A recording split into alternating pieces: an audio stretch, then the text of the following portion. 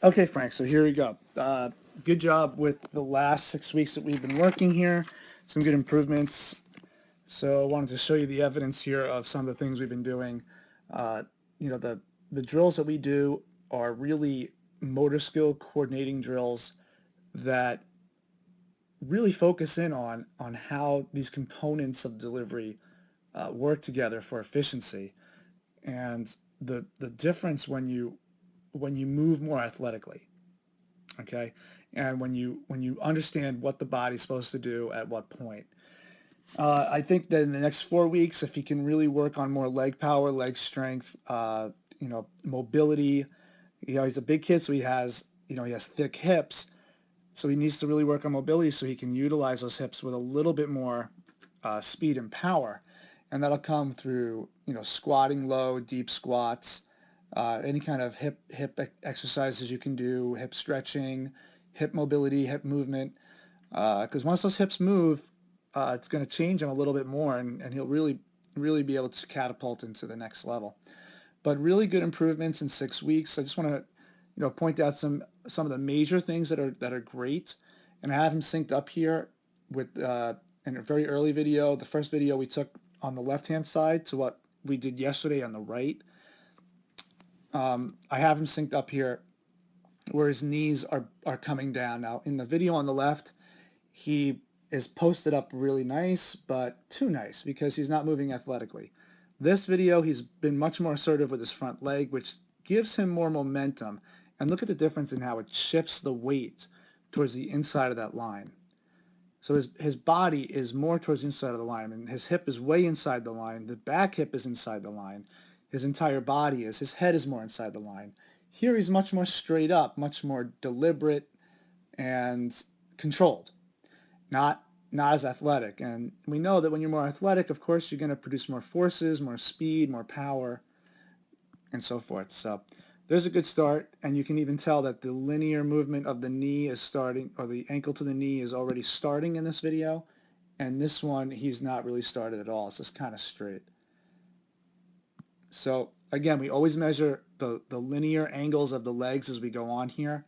I want to check both legs because the more linear both legs are, the more forces will get to the ball, and that will obviously be more ball speed. Okay, so let me shift him out to right there. Okay, because he had a bigger leg lift in the right video, he's got more momentum, so he's already moving faster. See the difference in the stride? Now they're synced up, so you can tell that he's already moving more athletically, moving with more speed down the mound, which is good because he's got to land that front foot with more force if he's going to be able to throw that, use the front foot from the ground forces on the front side to really propel the body forward when that time comes. But let's take him out a little bit further where the knee passes the front hip. Notice the front foot, he's more closed off, which is great. Here he's already opening up a little bit too much, which is probably going to cause his front hip to open and the knee to sink a little bit more. You can actually see the knee sinking a little more because he's turning. Once that front foot turns, all of this here begins to internally rotate. The hip, the knee, the ankle, and you can even tell that there's not as much torsion in this knee, and it's not as extended yet either. So there's another good product of moving more aggressively and athletically. Okay, so let's get him out to front foot plant. I want to check his, well, actually, before we do that, let's take a look at the angle of force.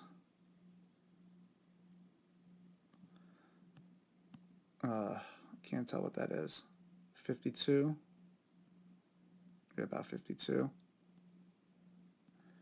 And this one here is probably a little worse than 52.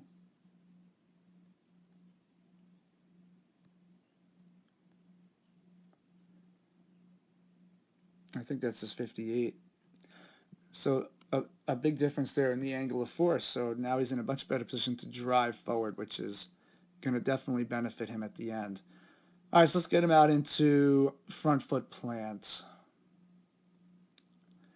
There he gets the foot down right about there. And in this video, he gets the foot down right about there. Okay, so take a look at the arms. Okay, so in the video back here, he's already in the act of throwing. So if I clicked it one more step up, and his hand's already turning now to externally rotate. And take a look at his shoulder. I mean, look at how much earlier he's rotating here. So we have a slower moving body. We have a more vertical force vector. We have a more vertical trunk. We're not going to see the trunk tilt. And we have early rotation, all of which is related to low velocity. So now we take a look at the video here where his foot is down. I can still see his front shoulder. I can still see all the words on the front of his shirt. His arm is not fully cocked yet, so his arm now is up later. He's moving faster. He's got more distance for the arm to travel because now it has to come up and then back down. So now he's giving himself more time to get more force to the ball, which again is going to increase his velocity. Let's see what happens at full external rotation. There is a full external. Here is a full external. Take a look at the trunk difference. Look at his back. Look at how vertical he is here. Let's get an angle here. I'm actually going to take it from his chin, about 70. I'm not seeing his chin in this video because his arm is blocking it, but you can see with your eye that it is definitely much lower. I mean, let's say his chin is there. I mean, that's a 9-degree difference. Even if I took the arrows away, you can tell there's much more trunk tilt in the video up here because he's got more forces from the legs. So he's utilizing all the ground forces. Let's get him out to ball release there, ball release there. Again, much flatter back.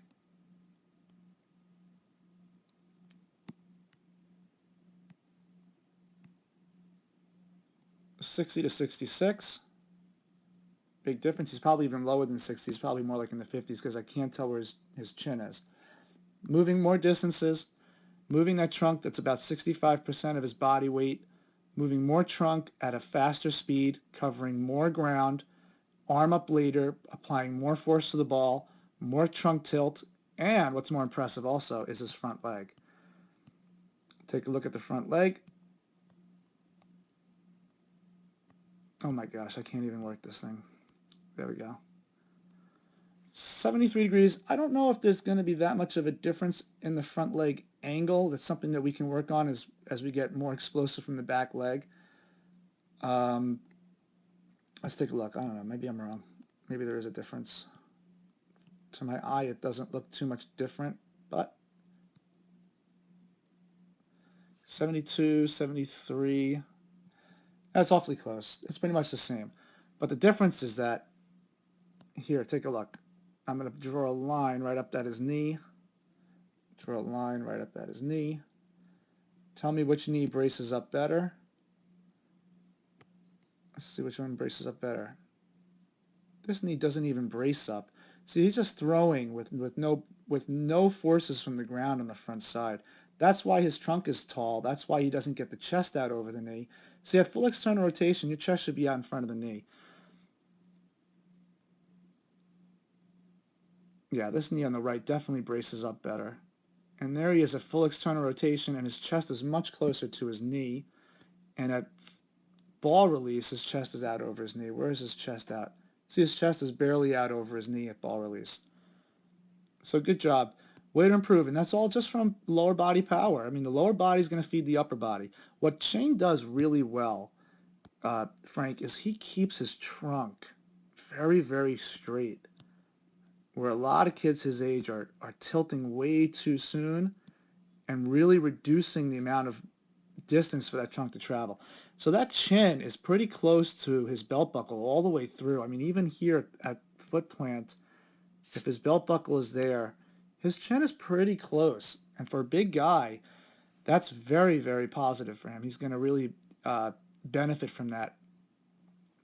Also, let's take a look at one more thing before we wrap this up. Let's take a look at hip rotation. Okay, so at front foot strike, he braces up right at, well, he doesn't really brace up at all in this one, but in this one he braces up right about there. And he's got some hip rotation, so the back hip is rotating a little bit further off from the shoulder, so he's got a little bit of contrary motion there because his arm gets up late, which is real good. But in this video here, I don't really see too much because the arm is in the act of throwing with the hip, and he doesn't really brace up the front side. So there really is no hip to shoulder separation in this one. So even that improved a lot. So good job. And notice here too, watch how his back foot here presses into the ground. And see right there how it sinks into the ground heavy, and he barely gets the leg up off the ground.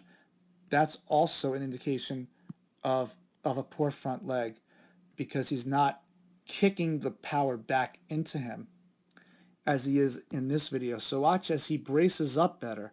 He kicks power back up the body here, and his trunk flexes forward over it. And when the trunk flexes forward with speed, the back leg does not drive itself into the ground.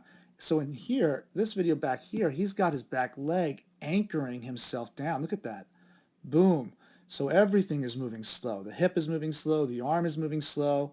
He's probably got more pain in the arm because he's moving slower and just kind of finding that velocity only in the arm. So he sinks down there. So his body is being anchored because he doesn't have the chest power, the chest speed to get out over that knee as he does in this video up here. And watch how that leg does not sink down, and it'll come up higher to balance himself out. Here it doesn't come up at all, really. It barely gets off the ground. And this one is much higher. All right? So there's some good improvements here, and he's moving faster down the mound. He's moving more dynamic. So to recap this, faster down the mound, more dynamic. He's getting to front foot plant faster, which means he's pushing more forces into the front foot, which will push more forces up the body. He's stabilizing the front leg better. His back leg is linear faster. He's got earlier momentum. He's got a nice straight trunk. He probably could do a little bit better with the back leg drive right about here where he can get a little bit more distance. Again, that's a power move. But he's got more trunk flexion. He's got more trunk distance. His arm is up at a better time. So his arm is moving at a greater distance. He's applying more force to the ball. And he's finishing with more of a forward trunk tilt, which obviously follows the arm and produces more power. So good job. I will put this up for you so you can take a look.